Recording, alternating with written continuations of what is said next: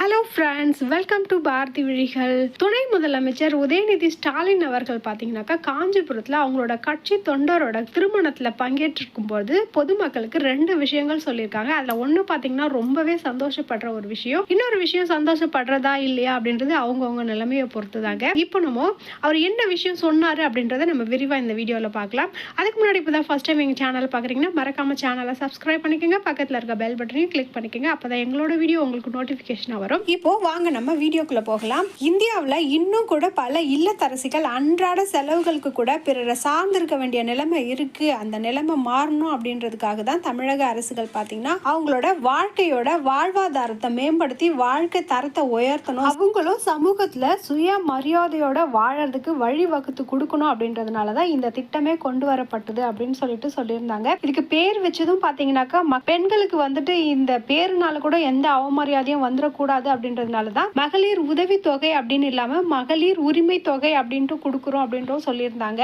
இந்த திட்டத்துல பாத்தீங்கன்னா 2 நல்ல விஷயம் இருக்கு. 2 விஷயம் சொல்லியிருந்தாரு அப்படின்னு சொல்லியிருந்தேன். இது 2 வருஷத்துக்கு முன்னாடியே கிட்டத்தட்ட லட்சக்கணக்கான மக்கள் பயன்படைஞ்சு வராங்க அப்படின்னா கூட தகுதி இருந்தும் சில பெண்களுக்கு இந்த பணம் வந்து கிடைக்கல அப்படின்றதுனால 2 வருஷம் கழிச்சு நம்ம ஜூலை மாசத்துல இருந்து உங்களுடன் ஸ்டாலின் முகாம்ல பாத்தீங்கன்னாக்கா அப்ளிகேஷன் நீங்க ஃபில் பண்ணி கொடுக்கலாம் அப்படின்னு சொல்லியிருந்தாங்க. இப்போ அந்த குட் நியூஸ் என்னன்னு சொல்றேன் பாருங்க. அந்த மகளிர் உரிமை தொகையை வந்துட்டு உங்களுடன் ஸ்டாலின் முகாம்ல யாரெல்லாம் ஃபில் பண்ணி கொடுத்தாங்களோ அவங்க எல்லாருக்குமே பார்த்தோம்னாக்கா தீபாவளிக்கு முன்னாடி மாசம் 1000 ரூபாய் வரவு வைக்கப்படும் அப்படின்னு சொல்லிட்டு அவரு காஞ்சிபுரத்துல பேசும்போது சொல்லியிருக்காருங்க. 2 விஷயம் சொல்லியிருந்தாருன்னு சொன்னேன். ஒரு குட் நியூஸ் இது. இன்னொரு விஷயம் என்ன சொல்லியிருந்தாரு அப்படின்னு பார்த்தோம்னாக்கா ஆல்ரெடி மகளிர் உரிமை தொகை வாங்குற பல பேருக்கு பார்த்தீங்கன்னாக்கா அந்த பணத்தை வந்து கட் பண்ண போறோம் அப்படின்னு சொல்லியிருக்காங்க. அதுக்கான ரீசனையும் அவர் சொல்லியிருக்காரு. இப்போ நடந்த டிஎன்பிசி எக்ஸாம்ல பார்த்தீங்கன்னாக்கா பல பெண்கள் பார்த்தீங்கன்னாக்கா குரூப் 1, குரூப் 2, குரூப் ஏ அந்த மாதிரி நிறைய எக்ஸாம் எழுதி அவங்களுக்கான பணி நியமன ஆணையை பார்த்தீங்கன்னா இப்போ முதலமைச்சர் அவர்கள் வழங்கியிருந்தாங்க.